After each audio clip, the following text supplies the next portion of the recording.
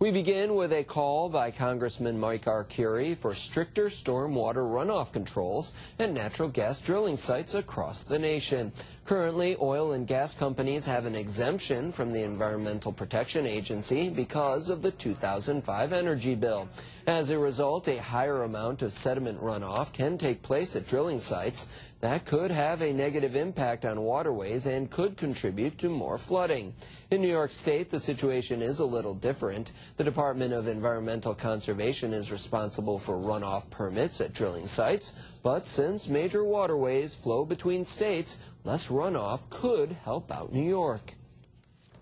As it is right now, you need to get a permit from the EPA to do a construction site, unless you're a gas and oil company, and then you don't need to. So in other words, what they'll be saying is, if you're a gas or oil company, you're going to have to go to the EPA and say, hey, look, we have this 5-acre site where we're going to erect a drilling site, and then they're going to come in and they're going to say, well, what steps are you taking to make sure that the runoff water that comes across that is diverted around the site?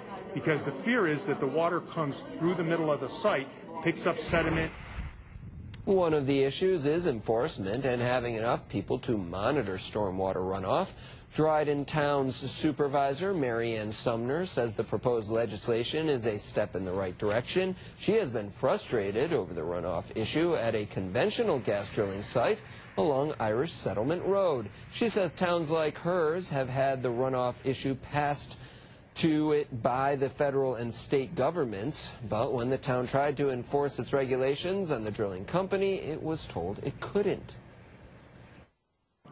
In Tompkins County, at least, I would like to see the DEC rely on local authorities, or at least encourage local authorities to participate.